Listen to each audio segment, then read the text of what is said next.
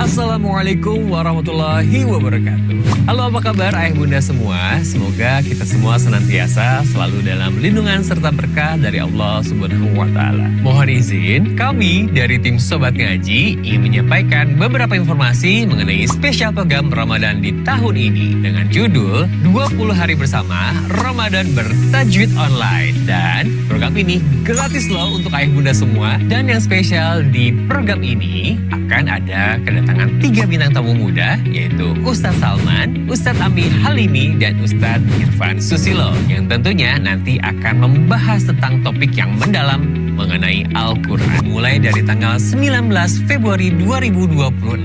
Bahkan programnya dalam 1 hari, yaitu akan ada 4 pertemuan loh ayah bunda. Pertemuan pertama programnya yaitu One Day One Tartil. Program ini memfokuskan kepada ketartilan bacaan, bukan kecepatan bacaan. Sehingga di program ini ayah bunda bisa mengikuti bacaan secara perlahan-lahan sambil mempelajari tahsinnya. Dan program ini dilaksanakan ba'da subuh pukul 5 pagi sampai 6 pagi waktu Indonesia Barat. Program kedua yaitu kajian daurah, di mana di sini semua beragam materi ada ya bunda sekalian. Ada program daurah Al-Fatihah, tadabbur Al-Fatihah, dan kajian-kajian materi yang lainnya yang bahkan diisi oleh guru-guru muda yang luar biasa. Dimulai dari jam berapa? Jam 8 sampai jam 9.30 waktu Indonesia bagian Barat. Program yang ketiga yaitu tahfidz maqamat, yang mana kita mempunyai metode cara menghafal dengan irama tanpa ayah bunda semuanya menghafalnya. Seperti slogannya, hafal tanpa dihafal, bisa tanpa disengaja. Dan kajian ini bisa ayah bunda semuanya ikuti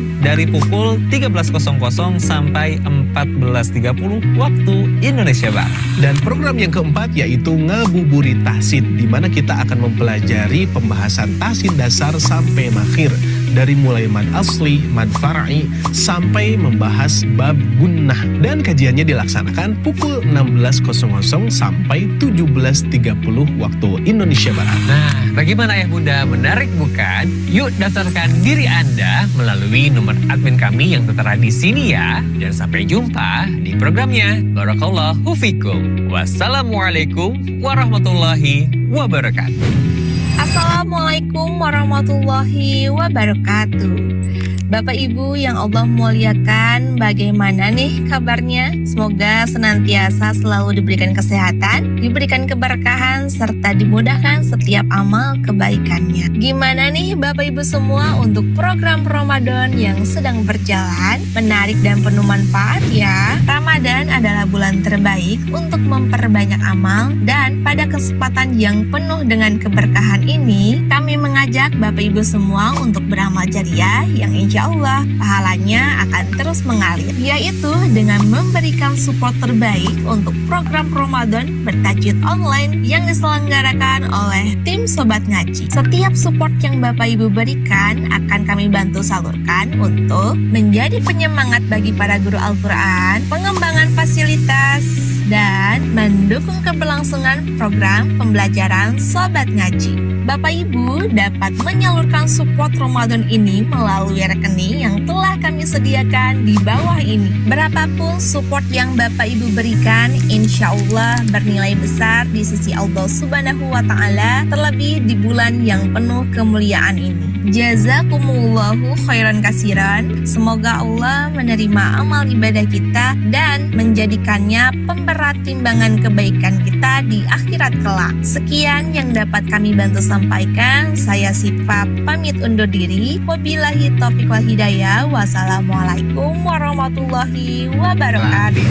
Program yang kedua yaitu program tahsin kecil atau tahsin private, yang mana di Sobat Ngaji menyediakan 5 kelas. Kelas pertama adalah kelas Iqra. Di kelas ini, ayah bunda akan diajarkan materi dasar dari 0 sampai mahir membaca Al-Quran. Yang kedua adalah kelas tahsin. Kelas tahsin dibagi menjadi 2. Pertama tahsin 1 dan kedua tahsin 2. Tahsin 1 kita belajar berbagai macam hukum bacaan mad seperti mad asli ataupun mad far'i.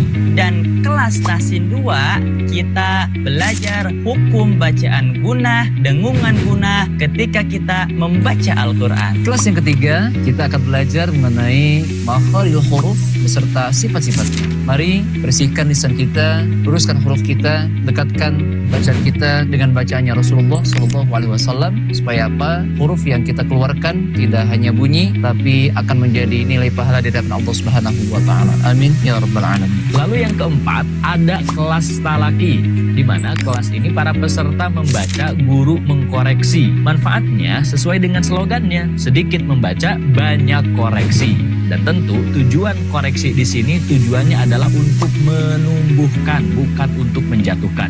Jadi insya Allah ketika ayah bunda masuk ke kelas talaki ini akan banyak sekali ilmu-ilmu yang bertumbuhan dan ketidaktahuan akan berjatuhan. Barakallahu fikum. Kelas yang kelima yaitu tahsin maqamat. Sesuai dengan slogannya, hafal tanpa dihafal, bisa tanpa disengaja. Ayah bunda semuanya, kita insya Allah di kelas ini akan sama-sama belajar dan menghafal Al-Quran sekaligus dengan iramanya. Dan harapannya mudah-mudahan dengan terus belajar dan mengulang-ulang irama ini, kita akan hafal tanpa dihafal. Dan insya Allah kita akan bisa tanpa disengaja. Barakallahu. Baik ayah bunda yang kami muliakan, bagi yang ingin bergabung bersama kami di Sobat Ngaji, baik itu kelas makomat, kelas tahsinnya, kelas makhrajnya, dan kelas talakinya, silahkan untuk menghubungi nomor admin kami. Insya Allah materi yang akan kami sajikan kepada ayah dan bunda adalah materi yang tentunya memudahkan dan juga menyenangkan. Jadi jangan sampai keburuan habis kuota pesertanya sehingga membuat ayah bunda terhambat untuk belajar Al-Quran. Tidak semua orang yang mengalami bulan Ramadan mereka mendapatkan ampunan dari berkahnya bulan Ramadan. Nabi Shallallahu Alaihi Wasallam bersabda, sungguh celaka, sungguh celaka, sungguh celaka orang yang mengalami bulan Ramadan tetapi dia tidak mendapatkan ampunan dari berkahnya bulan Ramadan. Kenapa? Karena mereka hanya sekedar menahan haus dan lapar. So, jadilah orang yang pantas untuk mendapatkan ampunan dari berkahnya bulan Ramadan.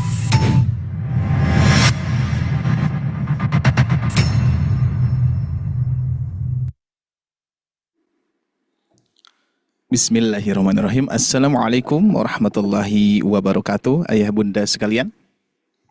Waalaikumsalam warahmatullahi wabarakatuh. Baik, alhamdulillah. Gimana kabarnya semuanya? Alhamdulillah bikhair. Masya Allah ya. Baik, seperti biasa biar kondusif dan juga lebih nyaman kepada ayah bunda, kita testing suara dulu. Apakah suaranya sudah jelas? Alhamdulillah jelas. Alhamdulillah, aman ya. Amin.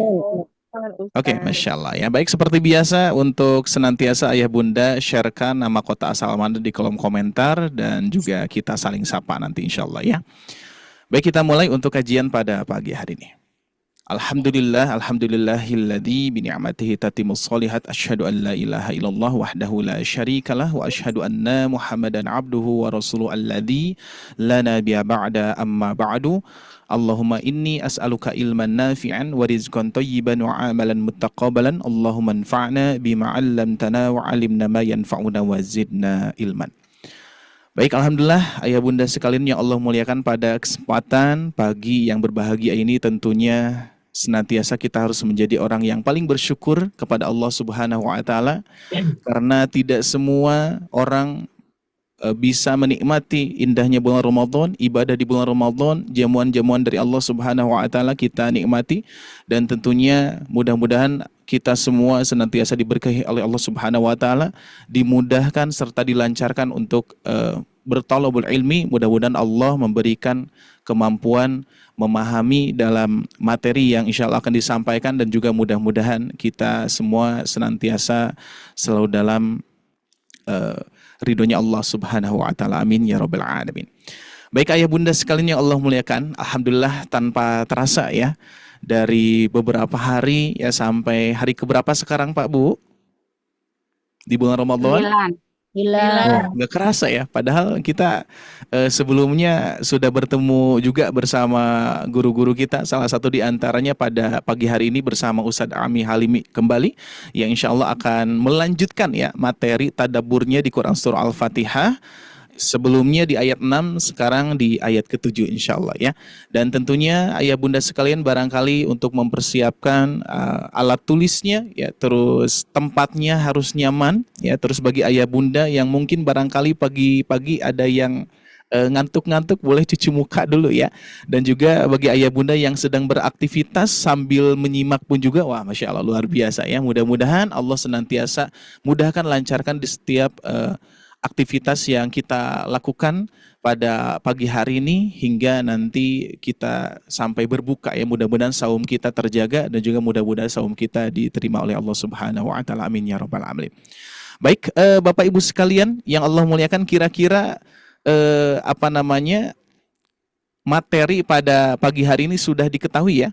Tadabbur Al-Fatihah ya, insyaallah di ayat ke-7 terakhir, dan nanti di beberapa pertemuan ke depan pun juga masih ada kajian bersama Ustadz Irfan Susilo, terus begitu pun juga dengan asatid-asatid yang lainnya. Jangan lupa bagi ayah bunda untuk men-sharekan informasi kajian kelas akbar di Sobat Ngaji ini di bulan Ramadan ini, karena kita akan menyelesaikan kajian Ramadan ini sampai di tanggal 20 Ramadan ya. Jadi sehingga ayah bunda boleh untuk men-sharekan, insya Allah akan menjadi amal jariah juga untuk ayah bunda untuk mengajak kepada yang lainnya untuk ikut bergabung.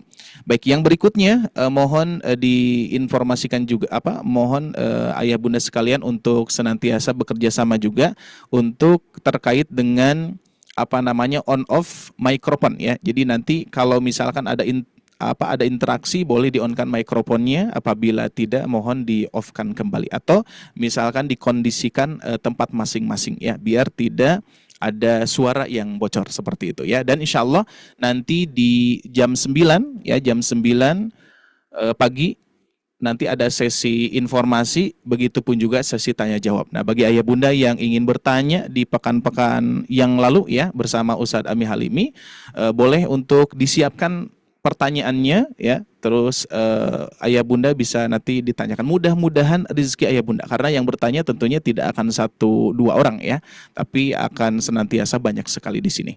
Baik, tanpa tunggu lama lagi kita akan mulai untuk kajian pada pagi hari ini, dan juga tentunya kita akan sapa terlebih dahulu guru kita Ustadz Ami Halimi. Kita sapa sudah hadir atau tidak ya. Assalamualaikum Ustadz. Waalaikumsalam sadari. Alhamdulillah. Ya, gimana kabarnya Ustaz? Alhamdulillah. Masya Allah ya. Baik, kita mulai saja karena biar mengefektifkan waktu dan juga kajiannya insya Allah bermanfaat, dan juga kita akan sama-sama mendengarkan dan juga mempersiapkan pendengaran kita dan juga hati kita untuk menerima apa yang nanti insya Allah akan disampaikan. Mudah-mudahan Allah rizkikan ilmu kepada ayah bunda, amin ya rabbal alamin. Baik, saya langsung saja mempersilakan kepada Ustadz Amit. Tafadhol, afwan. Baik.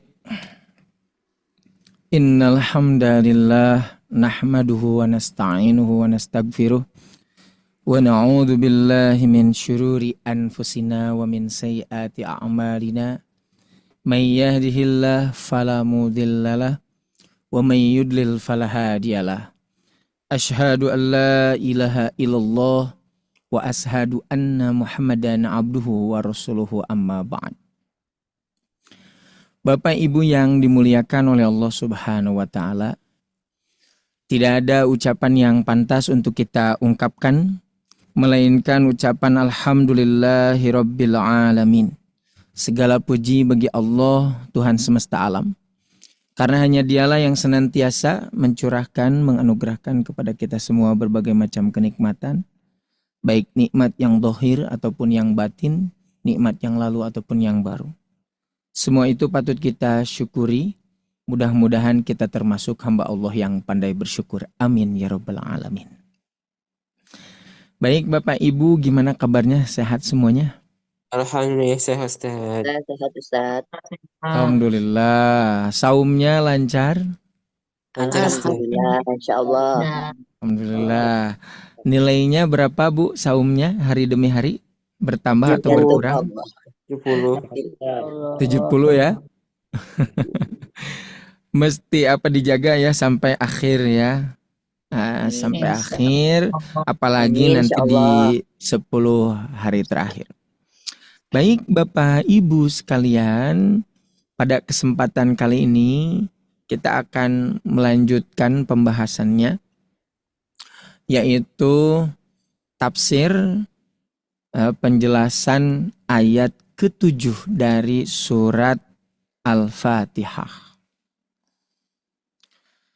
Seperti halnya kemarin saya menyampaikan Bapak Ibu sekalian, jadi ayat ini ya, ayat yang sedang kita bahas ini berapa kali dibaca? Ayat 7? 17 kali. 17 kali itu yang wajibnya ya, 17 kali.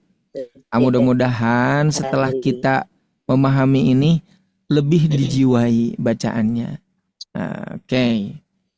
Bapak Ibu sekalian, ayat ke-7 itu yang ada dalam surat Al-Fatihah, Allah Subhanahu wa taala berfirman, A'udzubillahi minasyaitonirrajim, Shiratal ladzina an'amta 'alaihim ghairil maghdubi 'alaihim waladdallin. Baik. Bapak Ibu sekalian, mari kita pahami ayat ini. Jadi Bapak Ibu sekalian, ayat ke-7 ini merupakan penjelas. Sekali lagi, penjelas dari ayat sebelumnya, yaitu ayat ke-6. Ketika Allah Subhanahu wa taala berfirman, ihdinas siratal mustaqim, tunjukilah kepada kami itu jalan yang lurus. Apa jalan yang lurus itu? Gitu. As-siratal mustaqim itu apa? Nah, dijelaskanlah di ayat ke-7. Yaitu jalan orang-orang yang telah engkau beri nikmat. Jadi ketika ada pertanyaan, apa yang dimaksud dengan siratal mustaqim? Jawabannya adalah jalan orang-orang yang telah engkau beri nikmat. Nah, nanti dijelaskan siapa yang dimaksud oleh Allah yang telah Allah beri nikmat itu. Oke. Bahkan Bapak Ibu sekalian, sebetulnya ayat ini cukup sampai siratal ladzina an'amta 'alaihim, cukup sebetulnya. yaitu jalan yang telah engkau beri nikmat. Nah, ya memang itu yang kita harapkan. Nah, lantas ini ditaukid itu dikuatkan. Jalan yang telah engkau beri nikmat itu adalah ghairil maghdub, bukan jalan mereka yang dimurkai. Demikian pula bukan jalan mereka yang sesat. Artinya orang-orang yang telah diberi nikmat dalam ayat ini berarti memiliki dua sifat yang tidak boleh dimiliki. Apa? Pertama, tidak dimurkai. Kedua, tidak sesat. Orang yang diberi nikmat itu adalah orang yang tidak dimurkai dan tidak sesat. Orang yang dimurkai, demikian pula orang yang sesat, maka mereka adalah orang-orang yang tidak diberi nikmat. Bisa dipahami ya Bapak Ibu? Oke. Makanya saya menuliskan di sini. Siratal ladzina an'amta alaihim mufassirun. Nah ini nih mufassirun. Mufassirun itu artinya menjelaskan. Menjelaskan apa? Lissiratil mustaqim. Menjelaskan as-siratul mustaqim, yaitu jalan yang lurus. Menurut ahli nahwu inilah yang disebut dengan badal. Nah, nantilah penjelasan terkait dengan badalnya. Yang jelas Bapak Ibu sekalian, yang dimaksud dengan as-siratul mustaqim itu adalah ayat ke-7. Ayat ke-7. Oke. Karena kan kalau hanya sekedar sampai ayat ke-6 umpamanya ihdinas siratal mustaqim, tunjukkanlah kami ke jalan yang lurus, sampai sana itu masih perlu penjelasan. Nah kan ada pertanyaan, apa sih yang dimaksud dengan jalan yang lurus? Maka di sana harus jelaskan. Makanya Bapak Ibu sekalian, Al-Qur'an ayat per ayat itu luar biasa, sangat tersusun dan itu sangat menjelaskan. Nah, ini juga Bapak Ibu sekalian bisa disebutkan dengan yang disebut dengan tafsirul Qur'an bil Qur'an atau tafsirul ayat bil ayat. Quran 114 surat itu gitu bisa jadi menjelaskan satu ayat dengan ayat yang lain. Apalagi kita sudah mengetahui luar biasa Bapak Ibu, surat Al-Fatihah itu disebutnya itu Ummul Quran atau Ummul Kitab. Apa maksudnya? Dari 114 surat, Al-Quran itu jika dirangkum maka menjadi surat Al-Fatihah 7 ayat Bapak Ibu. Begitu. Atau dibalik cara berpikirnya, 7 ayat ini dijelaskan oleh 113 surat. Karena itu Bapak Ibu gampang sebetulnya untuk mempelajari Quran itu. Pahami saja yang ada di dalam surat Al-Fatihah. Sisanya itu silakan dikaitkan dengan ayat surat Al-Fatihah gitu. Oke, kita coba cek. Ketika Bapak Ibu membaca ayat yang lain selain daripada surat Al-Fatihah, itu harus ada kaitannya dengan surat Al-Fatihah. Apapun itu yang mana aja. Oke, contoh misal surat Al-Ikhlas. Ketika kita membaca surat Al-Ikhlas itu menjelaskan tentang tauhid, mengesahkan Allah. Pertanyaannya, ada tidak di dalam surat Al-Fatihah Bapak Ibu? Bapak Ibu, di dalam surat Al-Fatihah ada tidak ayat yang menjelaskan tauhid?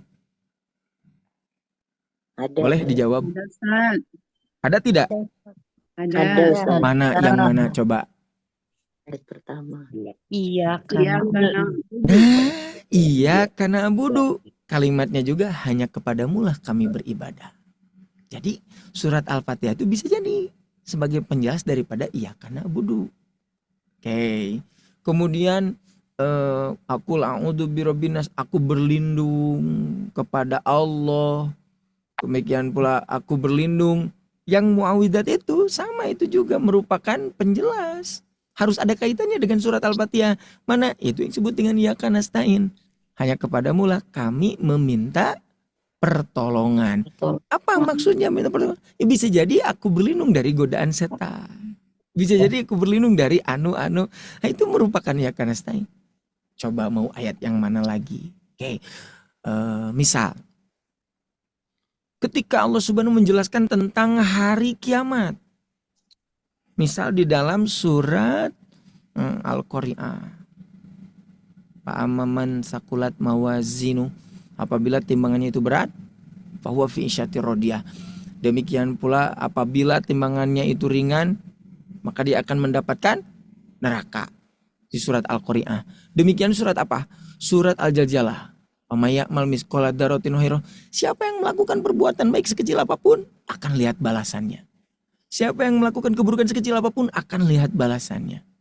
Artinya terkait dengan hari kiamat, kondisi bagaimana nanti setelah mati, hidup setelah mati, yaitu harus ada kaitan dengan surat Al-Fatihah. Yang mana Bapak Ibu?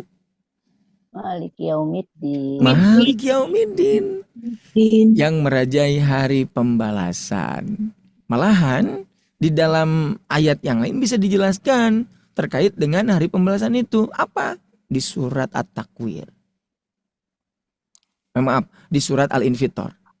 Bukankah di sana disebutkan wa ma adraka ma yaumuddin? Bapak Ibu tahu tidak yang disebut dengan hari pembalasan itu? Wa ma adraka ma yaumuddin, summa ma adraka ma yaumuddin. Tahu tidak yang disebut dengan hari pembalasan itu? Yauma la tamliku nafsun li nafsin syai'a wal amru yauma idilillah. Aduh. Semua manusia tidak bisa saling tolong menolong nanti di akhirat itu. Urusan nanti di akhirat itu hanya milik Allah Subhanahu wa taala. Itu merupakan penjelasan daripada Malik Yaumiddin dan sesisanya. Pokoknya Bapak Ibu belajar Quran itu ketika baca di surat yang lain harus ada kaitannya dengan surat Al-Fatihah. Karena disebutnya juga Ummul Kitab, Ummul Quran, induknya Al-Quran. Makanya kalau saya mau tadabur, tafakur, mendalami mengapa Allah Subhanahu wa taala mewajibkan kita membaca surat Al-Fatihah dalam sholat. Ternyata ketika kita membaca 7 ayat itu seperti halnya membaca 113 surat. Itu juga jika kita paham. Itu juga kita paham gitu. Baik, Bapak Ibu sekalian termasuk ini gitu ya. Ketika Allah Subhanahu wa taala berfirman dalam surat Al-Fatihah ayat ke-6, ihdinas shiratal mustaqim. Tunjukilah kami ke jalan yang lurus. Apa sih yang disebut dengan jalan yang lurus? Jalan yang lurus itu adalah jalan yang telah engkau beri nikmat. Oke.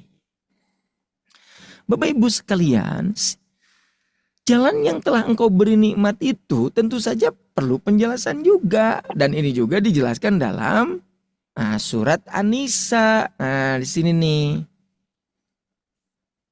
Oke, orang-orang yang telah diberi nikmat oleh Allah disebutkan dalam surat An-Nisa ayat 69 ketika Allah Subhanahu wa taala berfirman, siapa yang menaati Allah dan Rasul yaitu Nabi Muhammad, mereka itulah orang-orang yang akan dikumpulkan bersama orang-orang yang dianugerahi oleh Allah. Dianugerahi nikmat oleh Allah. Yang mana? Yaitu para nabi, para pecinta kebenaran, orang yang mati syahid dan orang-orang yang soleh. Gitu kan? Oke. Nah, Bapak Ibu sekalian. Jadi dalam surat An-Nisa, orang-orang yang telah diberi nikmat itu ada berapa? 4. Ada berapa 4, Bu? 4 benar. Oke, 1. Orang yang mati syahid. Para nabi. Bisa dilihat di makalahnya, yaitu para nabi. Sini sebutkan. Kemudian Para pecinta kebenaran. para pecinta kebenaran. 2. Terus Orang yang mati syahid. orang-orang yang mati syahid. Kemudian Orang-orang soleh. orang yang soleh. Ada berapa? 4, Bu? Ada 4. Ada 4. Oke. Pertanyaannya, kita bisa tidak termasuk yang keempat ini? Insya Allah. Insya Allah. Oke, nah jadi sengaja oleh Allah Subhanahu wa taala disebutkan Bapak Ibu di sini. Kalau para nabi tentu saja kita tidak bisa. Para pecinta kebenaran mungkin? Wa alam bisawab. Bisa. Asidik. Jadi asidik itu sifat. Bapak Ibu, Gitu. As-Siddiq itu apa? Sifat.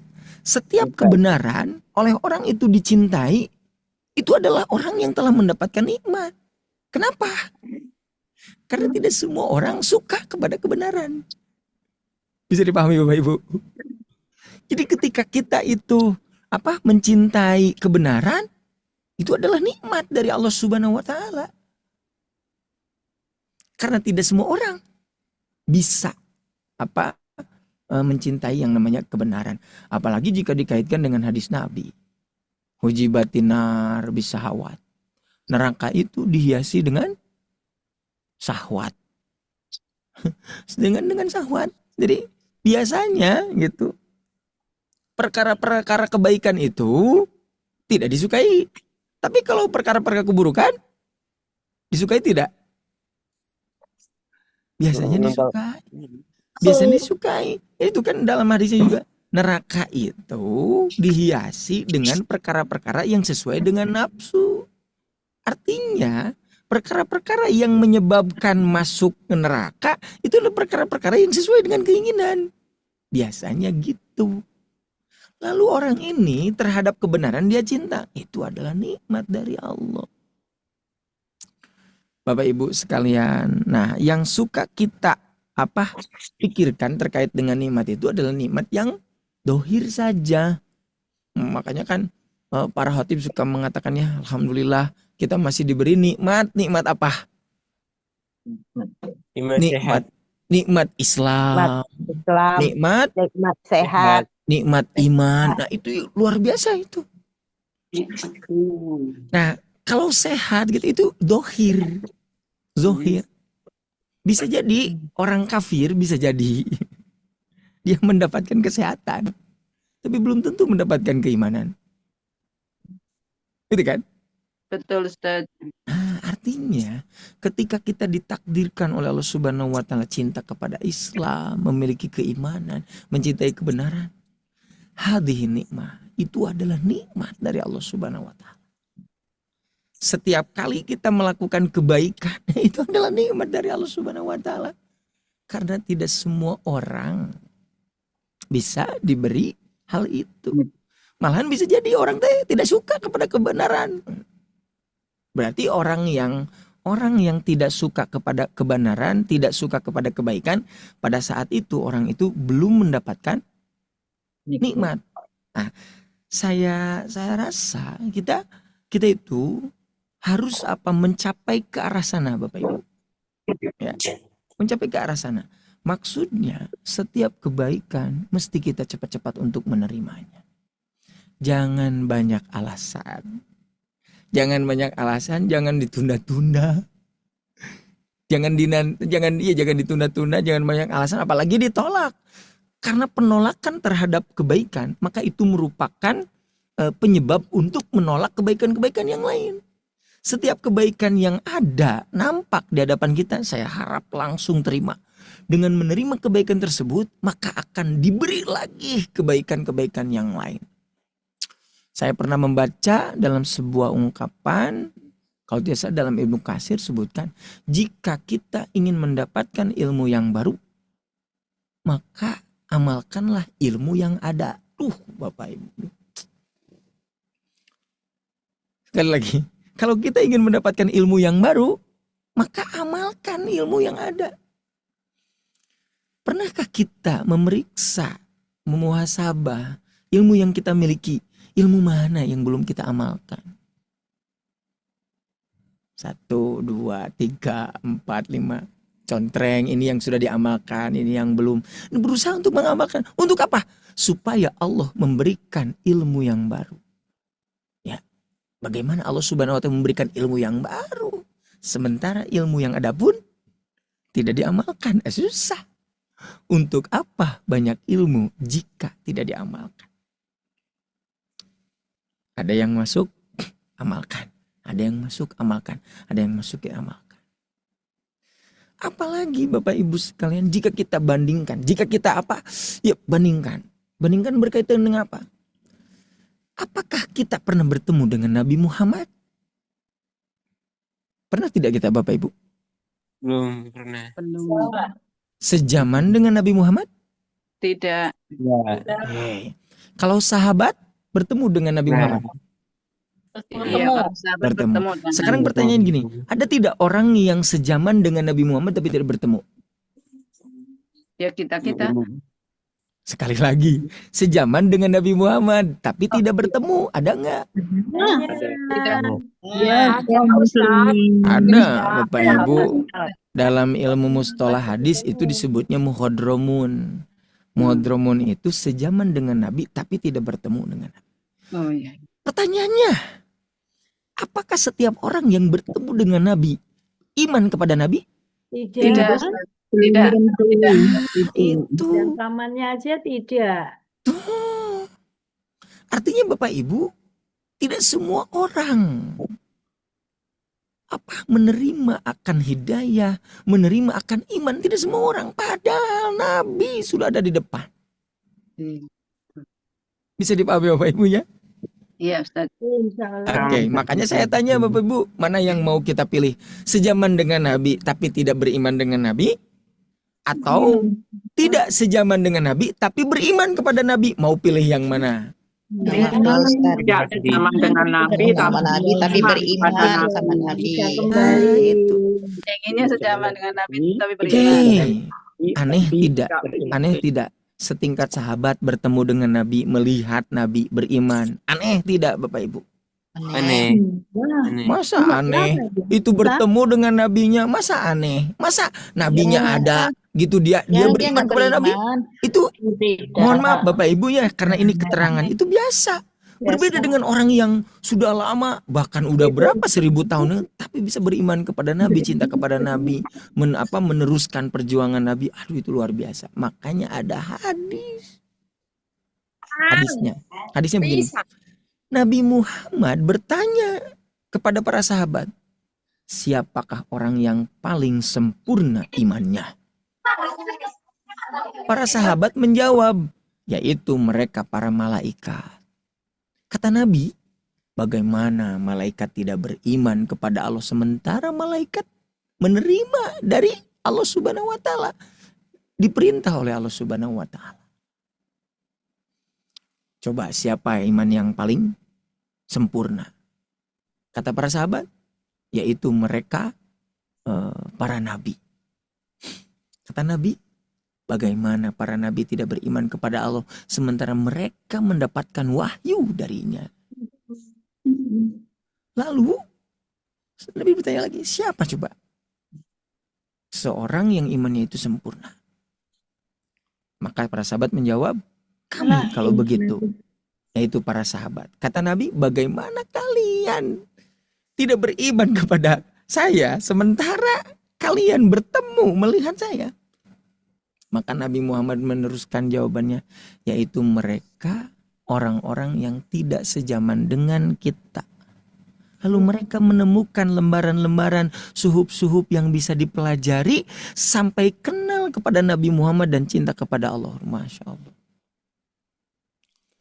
Bapak Ibu sekalian, bisa jadi meskipun kita tidak sejaman, tidak bertemu, maka kecintaan kita lebih daripada mereka orang-orang yang terdahulu, bisa jadi. Kenapa? Karena kita mempelajari apa yang bisa menumbuhkan rasa cinta kepada Nabi Muhammad. Demikian pula Allah Subhanahu wa taala. Begitu. Pelajari. Setiap lampu menerangi. Padahal kita jauh gitu kan. Tapi selama lampu itu didekati, yaitu Quran dan hadis, saya yakin akan senantiasa terang. Muhammadnya sudah tidak ada. Sudah tidak ada Muhammadnya. Tapi risalahnya akan senantiasa ada. Ada Rasul, ada risalah. Rasul utusan itu Muhammad. Sementara risalahnya akan terus hidup. Nah, inilah tugas kita untuk mempelajari, membaca, mempelajari, mengamalkan risalahnya. Bagaimana kecintaan kita itu akan tumbuh kepada Allah dan Rasulnya. Makanya di sini disebutkan, siapa yang taat kepada Allah, siapa yang mentaati Allah, kan di sini. Demikian pula Rasul.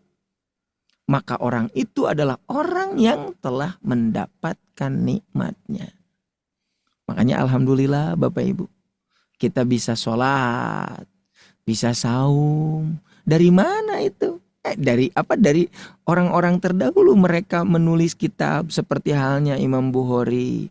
Demikian pula Imam Muslim, mereka mencatat hadis-hadis. Lalu kita mempelajarinya. Alhamdulillah kita bisa mendapatkan itu semua. Oke. Bapak Ibu sekalian, bahkan dalam ayat ini disebutkan wahasuna ulaika rafiqo. Mereka itulah teman yang sebaik-baiknya. Bagaimana maksudnya? Bapak Ibu, bisa tidak kita bertemu dengan Nabi? Bapak Ibu Insya Allah bisa. Insya Allah bisa. Bisa tidak kita bertemu? Bisa tidak? Nah, ini ayatnya. Mereka itulah teman yang sebaik-baiknya. Bagaimana? Ya, silakan untuk mengikuti caranya. Nah, ini nih caranya. Orang-orang yang telah diberi nikmat adalah mereka yang menerima hidayah. Kemarin, sebagaimana kemarin, ada orang yang dapat hidayah tapi tidak diterima. Nah, kalau ini mah sudah menerima. Jadi orang yang menerima hidayah sudah pasti dapat hidayah. Tapi orang yang dapat hidayah belum tentu menerima hidayah. Setelah kita menerima hidayah, teruskan. Setelah menerima hidayah itu, silakan untuk diteruskan. Apa? Yaitu memiliki keistiqomahan. Gitu kan? Ya. Nah, memiliki istiqomah. Jadi setelah menerima hidayah, silakan untuk istiqomah. Terus berdoa sebagaimana Rabbana la tuzigh qulubana, ya Allah, janganlah Engkau palingkan hati kami untuk keburukan setelah Engkau memberi hidayah. Bagaimana Bapak Ibu caranya untuk istiqomah? Terus disebutkan taat kepada Allah dan Rasulnya. Bagaimana caranya taat kepada Allah dan Rasulnya? Ini melaksanakan perintahnya dan meninggalkan larangannya. Maka penjelasan ini saling berkaitan. Siapa yang melaksanakan perintahnya dan meninggalkan larangannya, maka dia adalah orang yang taat. Orang yang taat kepada Allah adalah orang yang istiqomah. Orang yang istiqomah adalah mereka yang mendapatkan hidayah. Apalagi di sini dijelaskan, sesungguhnya Allah Azza wa Jalla akan menempatkan di tempat yang mulia dan menjadikannya menemani para nabi, kemudian para pecinta kebenaran, kemudian orang-orang yang mati syahid dan orang-orang yang soleh dalam keadaan tersembunyi dan nampak. Kemudian Allah Ta'ala menyanjung mereka. Mereka itulah teman yang sebaik-baiknya.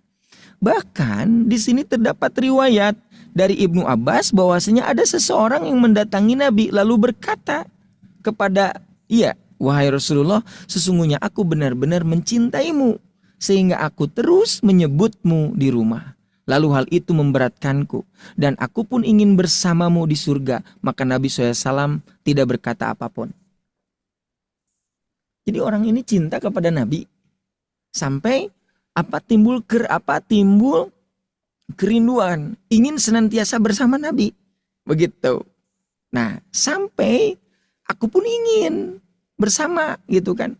Coba bayangkan. Ada orang yang senantiasa menyebut-nyebut namanya, tapi dia tidak bisa bersama. Karena orang yang menyebut nama belum tentu bisa bersama-sama. Nah, ini adalah orang yang menginginkan bagaimana dia itu bisa bersama Nabi di surga. Jawabannya adalah Nabi itu tidak berkata apapun. Maka turunlah ayat ini. Maksudnya apa? Ini adalah bentuk kesepakatan, bentuk persetujuan bahwasanya bisa juga almar'u ma'a man ahabba. Bapak Ibu, seseorang itu akan bersama orang yang dicintainya. Artinya siapa yang kita cintai? Ya kita akan bersama dengan orang yang cintai itu.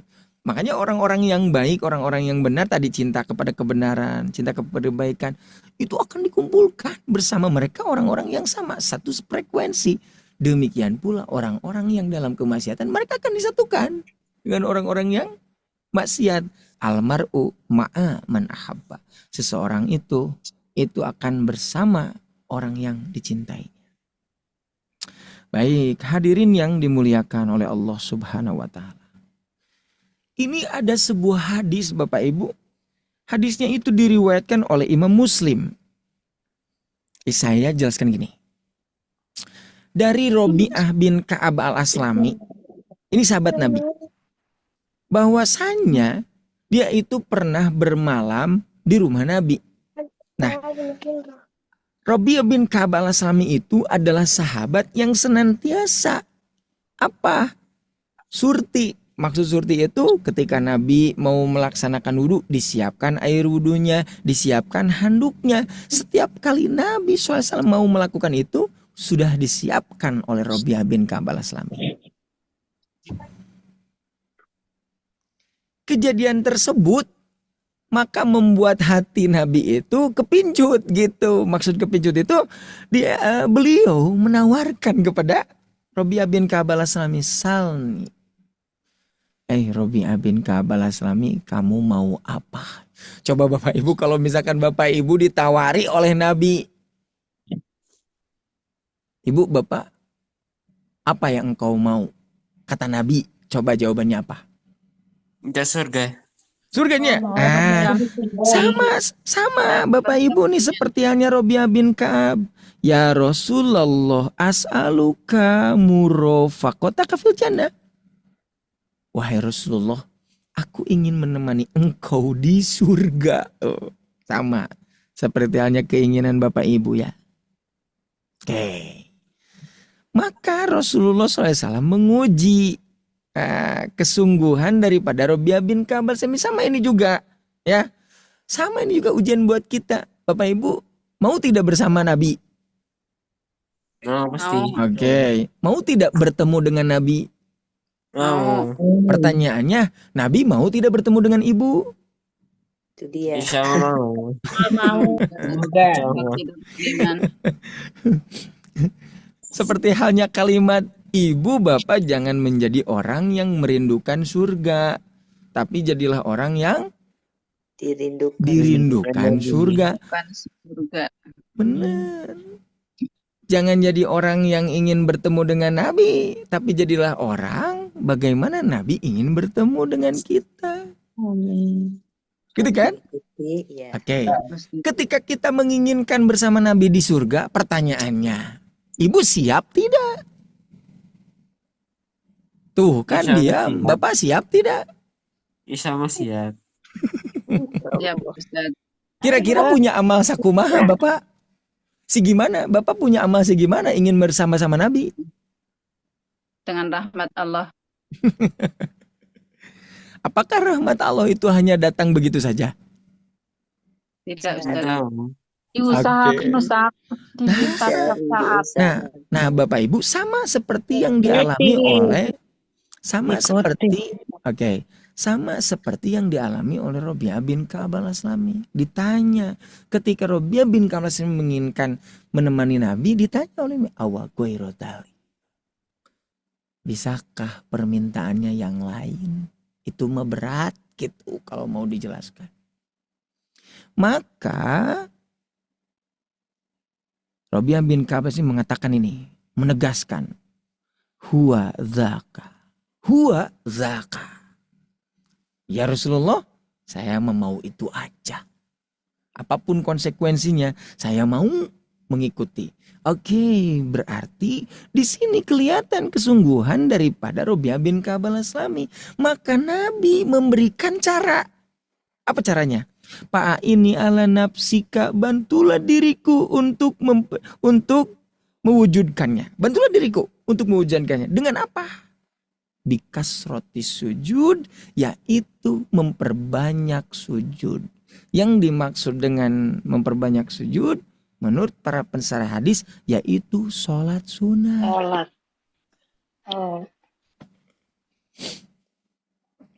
Oke. Jadi Bapak Ibu sekalian, inilah yang disebut dengan kasusnya dialami oleh Robi'ah bin Ka'ab al-Aslami. Tapi ilmunya, pelajarannya, ibrohnya untuk umat Islam seluruhnya. Jadi kejadian ini bukan untuk Robi'ah bin Ka'ab al-Aslami saja, tapi untuk kita juga. Begitu. Nah, ini yang disebut dengan kaidah al-ibroh itu bi umumil labdi, labi khususi sabab. Jadi pelajarannya itu diambil daripada keumuman lapad, bukan kekhususan sebab terjadi. Jadi jangan dipahami ini hanya berlaku bagi Robi'ah bin Ka'ab al-Aslami saja, bukan. Justru ini diriwayatkan oleh Imam Muslim, disampaikan, nah ini juga berlaku untuk kita. Bagaimana caranya supaya kita bisa menemani Nabi, yaitu memperbanyak sholat sunat. Kenapa? Ya karena kan sholat wajib terbatas. Satu hari berapa rakaat? 17 rakaat. 17 rakaat. Nah sementara sholat sunat, coba ada berapa rakaat Bapak Ibu? Tidak Tidak terhingga. Oke. Di sini ada makna yang luar biasa. Mengapa Nabi menyampaikan itu terkait dengan sholat sunat, memperbanyak sholat sunat? Karena ada orang-orang yang menganggap sepele terkait dengan sholat sunat. Maksudnya bagaimana menganggap sepele? Karena hukumnya sunat. Sunat itu dilakukan mendapatkan pahala, tidak dilakukan tidak apa-apa, tidak dosa. Karena tidak apa-apa, jadi banyak orang yang tidak melakukan. Justru Bapak Ibu, kalau saya memahami istilah sunat tidak dilakukan. Oke, yang dimaksud dengan sunat itu lebih baik dilakukan. Ya. Iya, supaya dapat pahala. Artinya sudah tidak usah ditanya tentang sholat wajibnya. Masa sholat sunatnya dilakukan, sholat wajibnya tidak? Benar nggak? Banyak Ustaz, banyak Ustaz. Siapa? Siapa Ibu? Meskipun ada orang ya Bu ya, sholatnya itu dalam satu tahun 2 kali Idul Fitri dan Idul Adha. Ya ada Ustaz. Idul Fitri. Kalau orang hanya sekedar melakukan itu saja, yang sunat saja, misalkan yang wajibnya tidak, nah itu tidak akan bermanfaat. Kenapa?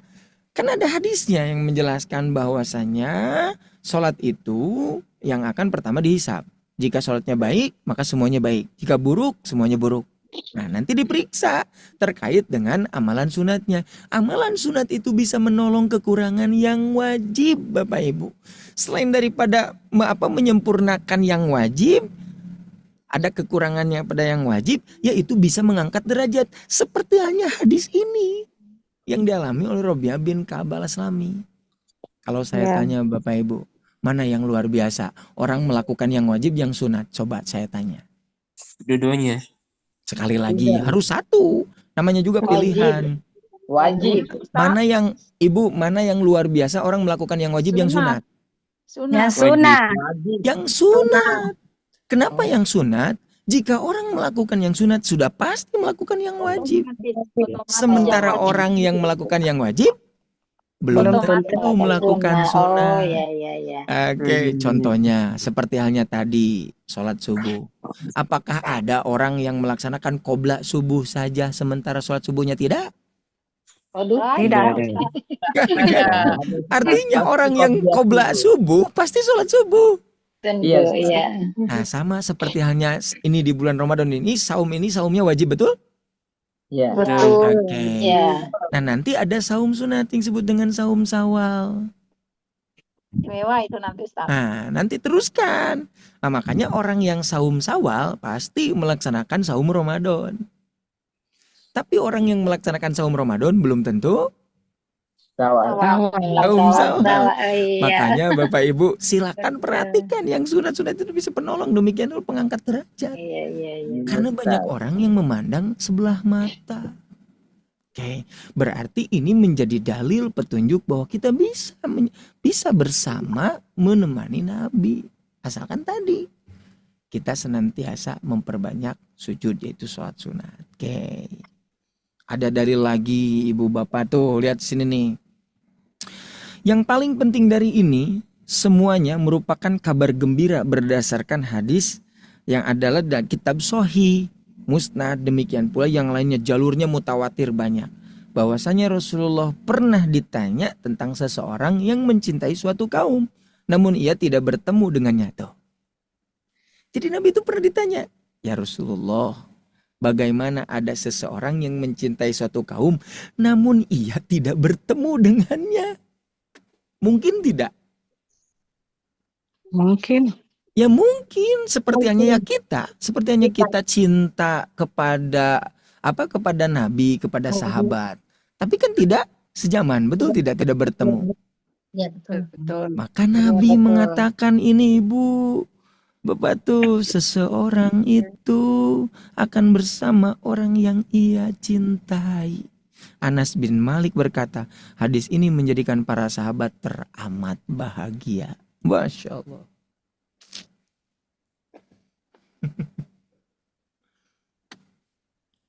Asal tadi cinta.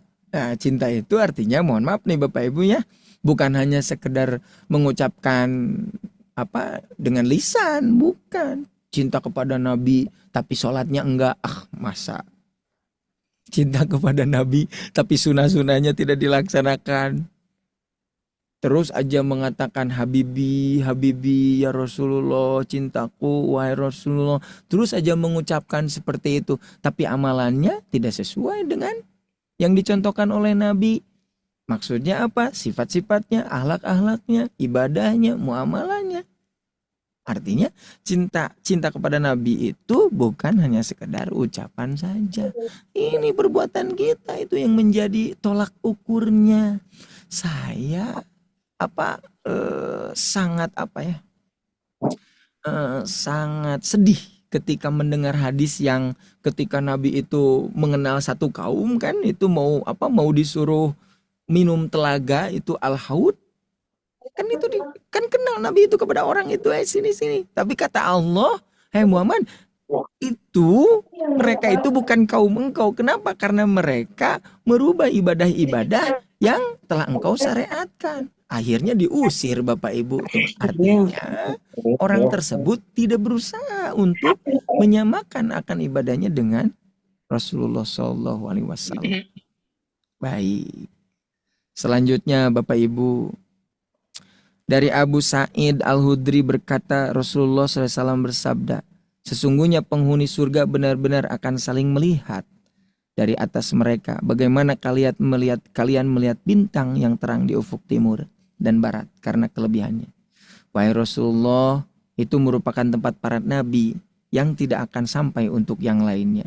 Beliau menjawab, tentu, demi jiwaku yang berada dalam kekuasaannya, juga mereka orang-orang beriman kepada Allah dan membenarkan para utusan Allah.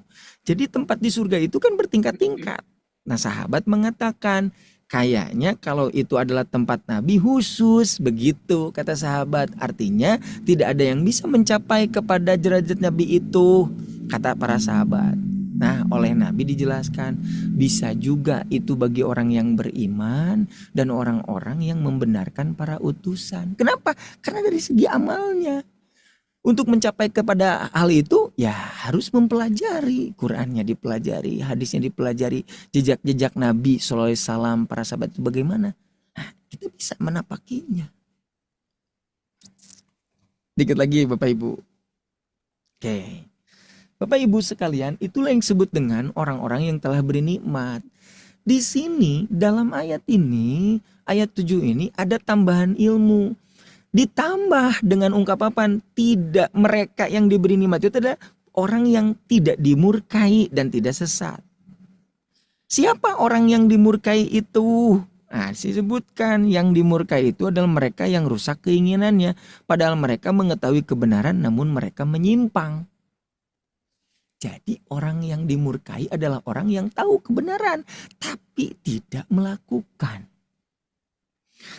Sementara orang yang sesat adalah mereka yang tidak memiliki ilmu dan mereka menetap dalam kesesatan dan mereka tidak ditunjukkan kepada kebenaran. Gitu. Mereka ada orang yang sesat. Jadi orang yang dimurkai mah tahu kebenaran tapi tidak dilakukan. Sementara orang yang sesat adalah orang yang tidak tahu kebenaran dan dia tidak mencari tahu.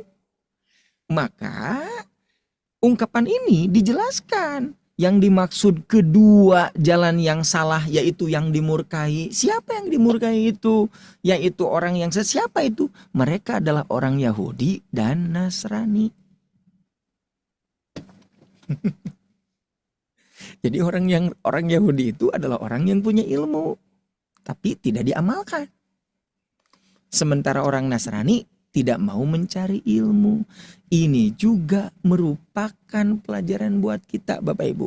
Siapa yang akan mendapatkan kenikmatan? Mereka adalah orang yang mencari ilmu.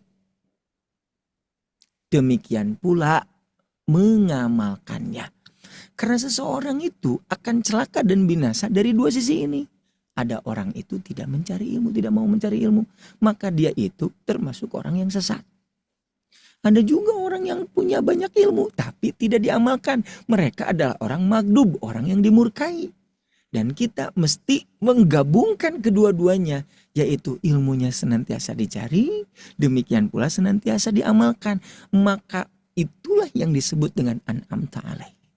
Allah telah memberi nikmat kepada mereka. Nah, mudah-mudahan dengan pembahasan ini, pembelajaran ini, kita semakin tahu ya akan kewajiban kita untuk mencari ilmu. Demikian pula kepentingan kita untuk mengamalkannya. Apa jadinya jika ilmu tidak diamalkan?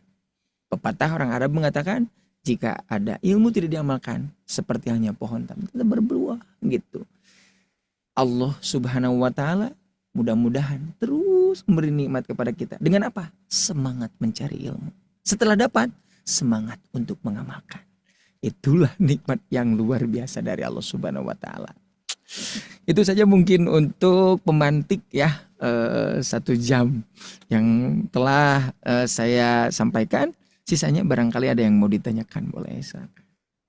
Ya, baik, syukron, alhamdulillah, barakallahu fikum ya. Baik ayah bunda sekalian yang Allah muliakan, seperti biasa di sesi rehat sejenak ya di jam 9 ini insya Allah kita akan menginformasikan beberapa informasi. Terus sambil mendengarkan, sambil menunggu, ayah bunda boleh untuk mempersiapkan. Di sini ada tanya jawab ya, kita akan mulai tanya jawabnya. Baik, sebelum ke tanya jawab, kita akan menginformasikan beberapa hal yang insya Allah mudah-mudahan bermanfaat dan persiapan untuk nanti bulan Syawal ya. Baik ayah bunda sekalian yang Allah muliakan, pada kesempatan pagi hari ini alhamdulillah terima kasih atas kehadirannya, antusiasnya. Kami ucapkan jazakumullahu khairan katsiran, dan tentunya di sini banyak sekali ya yang hadir dari mulai kita tadi sedikit kurang menyepilkan ya. Yang hadir dari mana saja, dari Palembang ya, terus ada juga di Wonogiri ya, Magelang, Makassar, Cianjur, Aceh juga hadir Ustaz, Masya Allah di daerah Aceh ya. Terus Makassar juga, Lombok ya, terus Sumut ya, Sumut Sulawesi Selatan hadir, Yogyakarta juga hadir, dan yang lain sebagainya. Ini banyak sekali ya. Jadi alhamdulillah terima kasih atas kebersamaannya dan juga antusiasnya. Mudah-mudahan program Ramadan bertajwid online ini ya tidak hanya bertajwid, tapi insya Allah kita pun juga mentadaburi. Salah satu hal yang memang harus kita sama-sama mentafakurinya ya, apalagi mentadaburi Quran surah Al-Fatihah yang sering kita baca di dalam sholat kita. Mudah-mudahan ayah bunda sekalian ya, termasuk saya dan juga tim, mendapatkan sesuatu yang luar biasa yang insya Allah mudah-mudahan kita bisa mengamalkannya ya, amin ya robbal alamin. Baik, ada beberapa informasi yang tentunya perlu disampaikan juga bagi ayah bunda.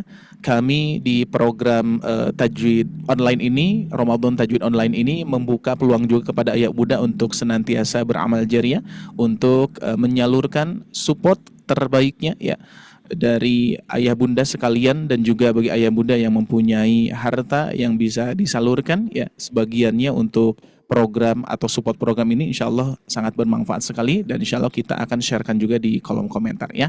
Dan juga berikutnya di bulan Syawal kita sudah mulai membuka kelas private-nya bagi ayah bunda yang ingin ikut bergabung ya. Jadi boleh dari sekarang untuk waiting list terlebih dahulu, karena seperti biasa ya, per tahun itu kita kadang suka membludak nanti ya. Maka dari itu di bulan Syawal ayah bunda sekalian waiting listnya dari sekarang ya. Kalau misalkan dari Syawal dikhawatirkan sudah ditutup ya untuk pendaftaran kelas private-nya ya. Dan juga kelas private ini senantiasa untuk memberikan pelayanan kepada ayah bunda yang lebih private ya, lebih dikerucuti lagi pesertanya sedikit, tidak sebanyak ini, dan alhamdulillah tadi sudah mencapai 200 lebih ya yang hadir. Nah, tidak sebanyak ini, tapi di kelas private ini kita lebih dikerucuti ya, paling 10 orang ya, paling maksimal itu 12 orang ya, maksimal 12 orang, bahkan 8 orang dan minimalnya 5 orang seperti itu ya. Bahkan nanti insya Allah kita bisa belajar lebih dipantau oleh guru-guru kami ya, terkhusus kajian yang kita selenggarakan yaitu dari mulai belajar Iqra dari dasar yang membaca Al-Quran dari nol, terus nanti kita juga ada tahap tahsinnya, memperbaiki bacaan Al-Quran, terus berikutnya ada tahap talaqinya, makhorijul hurufnya, dan memang yang belum ada itu adalah tadabbur ya. Mudah-mudahan di Sobat Ngaji ini bisa kita membuka program tadabbur juga, biar apa? Biar kita bisa mengenal lebih dalam lagi dengan Al-Quran yang wajib harus kita pahami ya, insya Allah seperti itu Bapak Ibu sekalian ya. Dan insya Allah mudah-mudahan kedepannya Sobat Ngaji pun juga bisa mengadakan beberapa program yang lainnya ya, tidak hanya tadabbur. Nah, mungkin cara mentadaburinya gimana? Berarti kan kita harus memerlukan ilmu yang mendukung itu semua, seperti bahasa Arabnya, nahwu sorobnya. Nah, mungkin kita akan mengolah sedemikian rupa di program Sobat Ngaji ini, sehingga mudah-mudahan ada metode yang cocok untuk ayah bunda sekalian ya.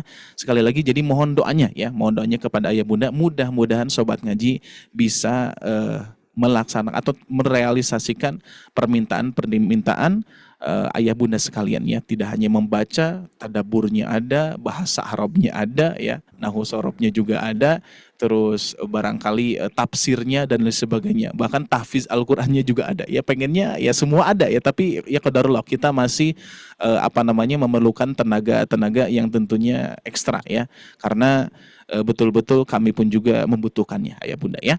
Baik, itu saja untuk informasi ya, dari mulai pertama bagi ayah bunda yang ingin menyalurkan rezekinya ya, menyalurkan hartanya sebagiannya untuk support program Ramadan bertajwid online ini, insya Allah akan bermanfaat untuk mendukung para guru-guru kami dan juga mendukung untuk fasilitas Sobat Ngaji.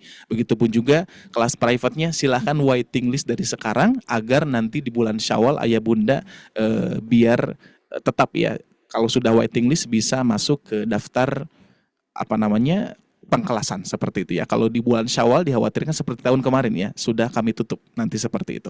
Baik, itu saja barangkali ayah bunda sekalian yang bisa saya sampaikan informasinya, dan alhamdulillah rehatnya sejenak ya, alhamdulillah kita cukupkan, dan insya Allah pada kesempatan sesi ini kita akan masuk ke tanya jawab ya.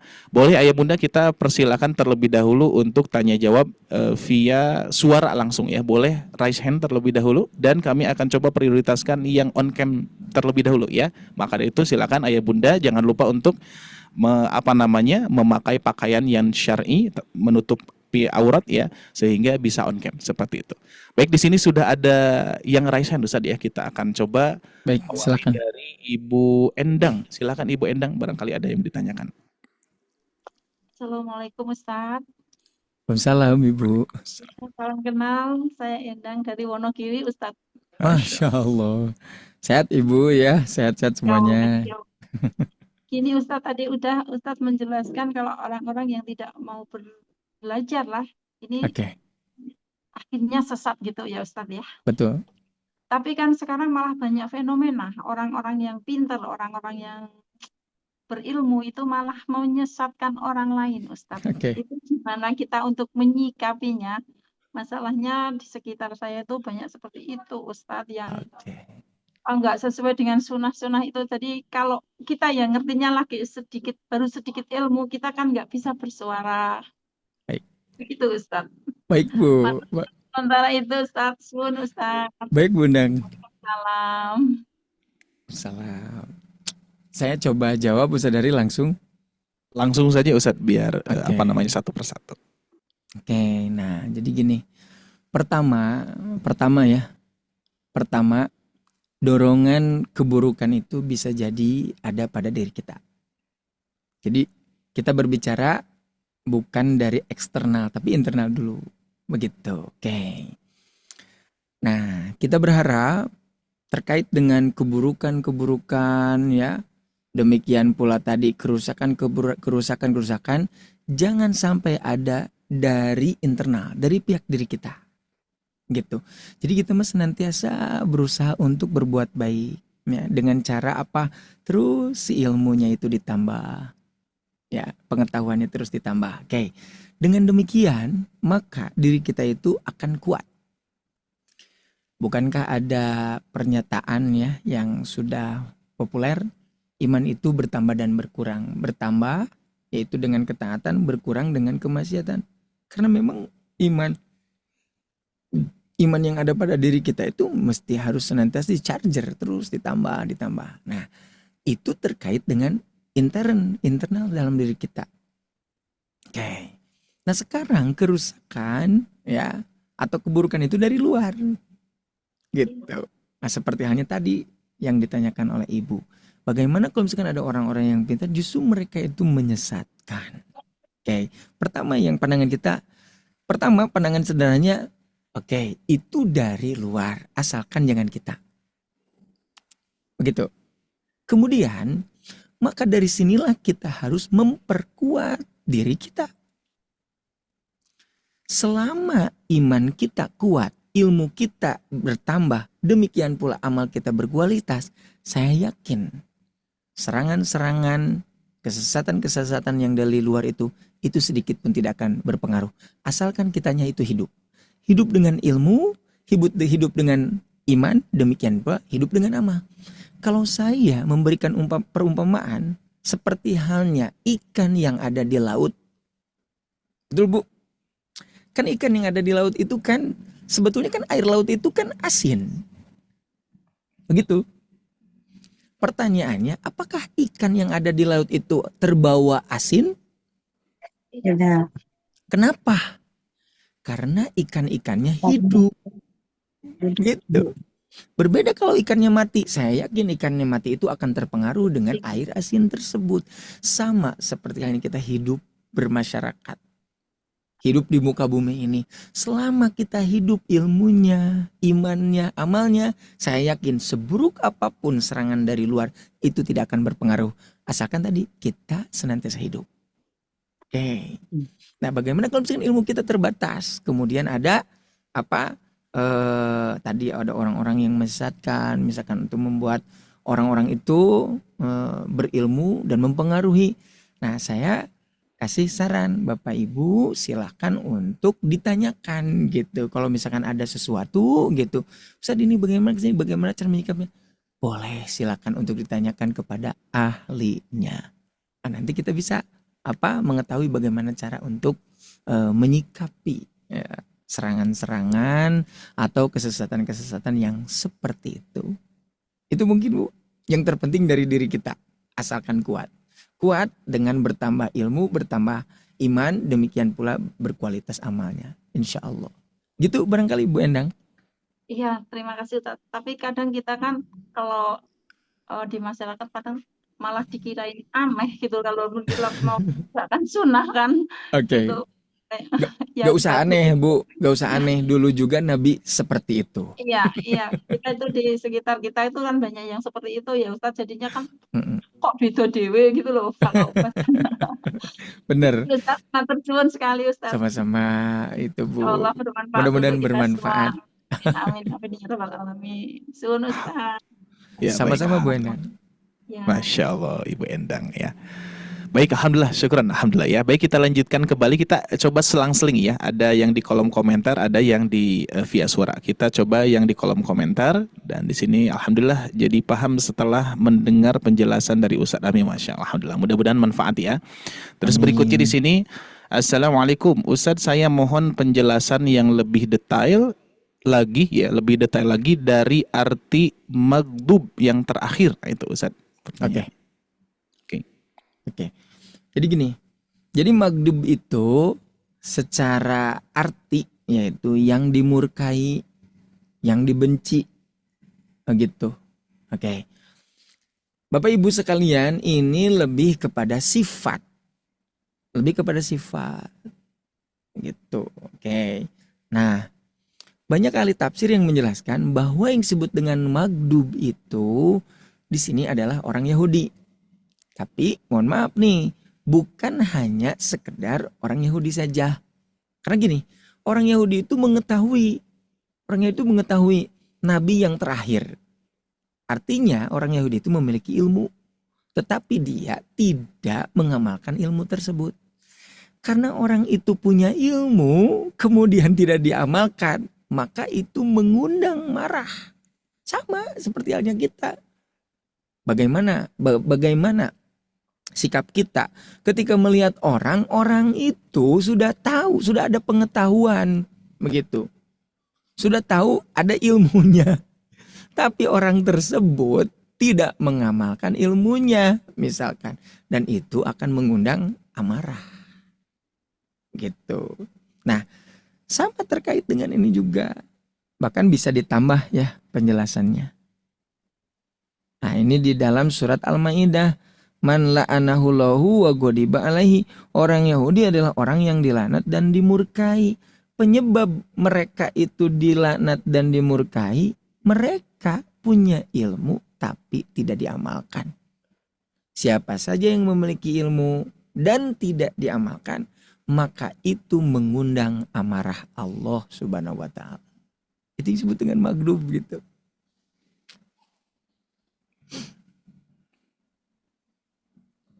Maaf Ustadz, mau tambah sedikit lagi boleh?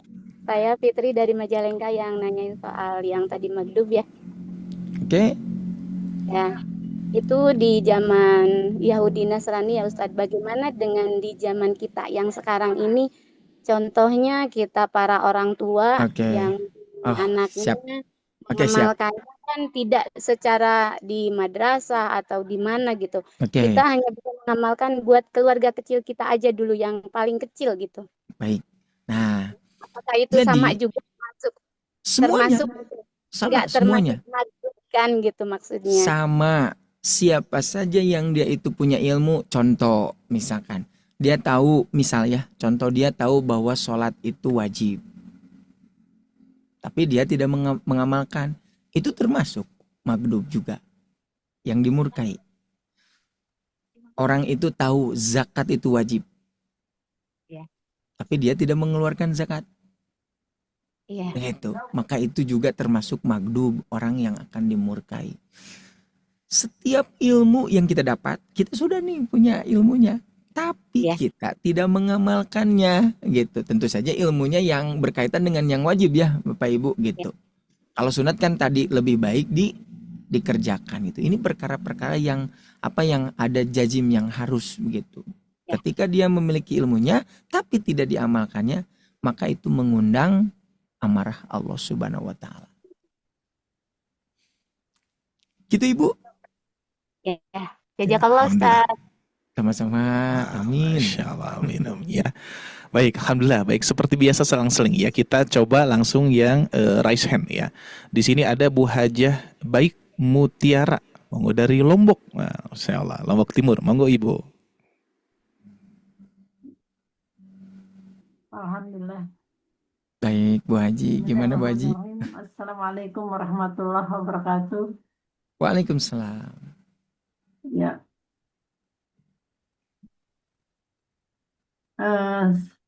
Mungkin di luar tema, saya itu merenung yang disebutkan, yang kita sebutkan tadi adalah makhluk hidup, yaitu manusia. Manusia, kita sebagai makhluk Allah yang dirahmati, lengkap, punya akal, punya pikiran, punya jiwa, punya perasaan dan sebagainya. Nah, sementara ada makhluk yang lain, itu ada hewan, ada tumbuhan. Nah, kemudian kita kan berbarengan hidup di alam ini. Oke, betul. Nah, apakah makhluk hidup yang lain itu juga akan mendapatkan sama seperti kita yang disampaikan sama Ustadz tadi? Ganjaran mereka itu juga punya, nanti akan mempertanggungjawabkan hidupnya di bumi ini selanjutnya. Nah, kemudian kalau kita tidak adil atau semena-mena terhadap hewan, bagaimana caranya kita meminta maaf sama siapa kita, sementara semut saja tidak boleh kita sakiti, kita harus pelan-pelan membawanya, kalau ada di dapur misalnya, membawanya kemana supaya bisa pergi sendiri, tidak kita sakiti begitu. dan kemana kita meminta maaf kalau kita tidak sengaja, misalnya Oke. jalan menyakiti hewan yang lain dan sebagainya. Mungkin itu aja Ustaz. Baik, Jazakumullah Ibu. khairan. Assalamualaikum warahmatullahi wabarakatuh. Baik, saya coba jawab. Yang akan mendapatkan pahala dan dosa itu adalah yang diberi tuntutan atau istilahnya taklif. Maka yang diberi taklif itu ada dua, Bapak Ibu, sebagaimana di dalam Al-Quran sebutkan wa ma khalaqtul jinna wal insa illa liya'budun. Tidaklah aku menciptakan jin dan manusia kecuali untuk beribadah. Jadi yang akan mendapatkan pahala, demikian pula dosa itu jin dan manusia. Oke. Sementara binatang dan tumbuhan, mereka itu hanya sekedar hidup. Bahkan hidupnya untuk mati. Beda dengan manusia. Kalau manusia, Bapak Ibu, hidup untuk hidup. Prosesnya ada 4 tahap yang akan dilalui oleh manusia. Mati, hidup, mati, hidup. Gitu. Jadi terakhir adalah hidup. Makanya salah ketika ada ungkapan akhir hidup adalah mati. Kalau akhir hidup adalah mati, itu binatang. Itu tumbuhan. Sementara kita hidup untuk hidup, bukan hidup untuk mati. Hidup sekarang yaitu beramal, hidup nanti di akhirat yaitu menerima. Menikmati hasil amal. Betul, menikmati hasil amal. Oke. Nah, adapun terkait tadi kezolimannya, tapi kezolimannya itu kepada yang tadi ya yang tidak berakal, misalkan kepada hewan. Jadi si pohon-pohon ditebang itu sama berdosa juga jika tidak ada alasan. Oke, jika tidak ada alasan bisa berdosa. Misal tidak ada hujan, tidak ada angin, ibu teh memukul kucing. si kucing teh dipukul sama ibu padahal tidak ada alasan apapun, itu bisa jadi dosa. Gitu. Bahkan mohon maaf ya, nyamuk saja. Dan nyamuk itu kan suka gigit ke kita gitu. Nah, yang boleh Bapak Ibu balas itu adalah nyamuk yang gigit kita. Yang mengganggu kita gitu. Jangan sampai nyamuknya tidak mengganggu sama ibu dikejar-kejar. Nah itu yang gak boleh. Loh nyamuknya gak salah gitu kan. Makanya kan ada hadis ya. Karena semut. Ya sama seperti halnya semut. Asalkan tadi. Jadi terkait dengan binatang atau tumbuh-tumbuhan apabila mengganggu, nah itu alasannya. Apabila mengganggu atau membahayakan itu boleh gitu. Dalam rangka menjaga jiwa, menjaga diri kita gitu.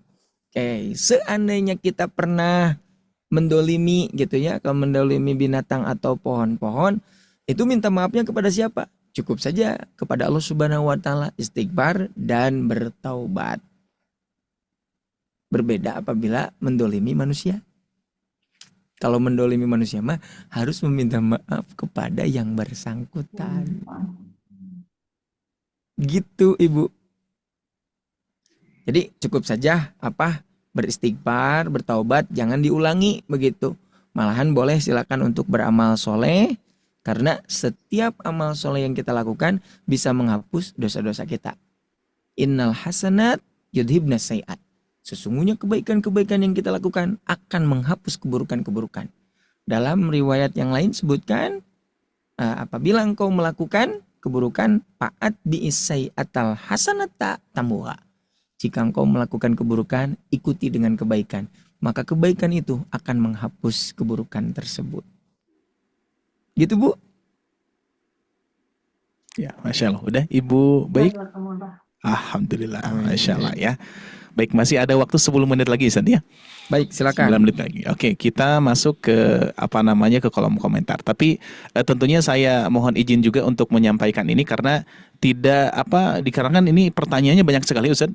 Luar biasa ya.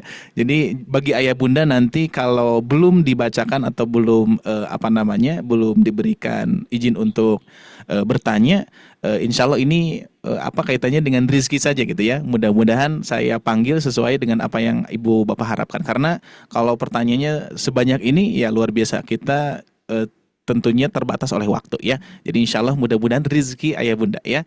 Oke, berikutnya dari Ibu Novida yang tadi berarti ya. Ini terkait dengan saya bacakan saja dikarenakan memang yang tadi sudah dibahas sepertinya ya. Izin bertanya, bagaimana sikap kita bila ada orang yang hanya ngomong saja untuk melaksanakan sesuatu perintah atau sesuatu kebaikan, sedangkan orang tersebut tidak melaksanakannya. Ini yang tadi berarti, ya. Apakah sikap kita yang hanya mendengarkan saja tapi tidak menyampaikan ke orang lain yang dikehendakinya? Itu ya, mungkin lebih kepada bagaimana menyikapinya. Oke. Oke gitu.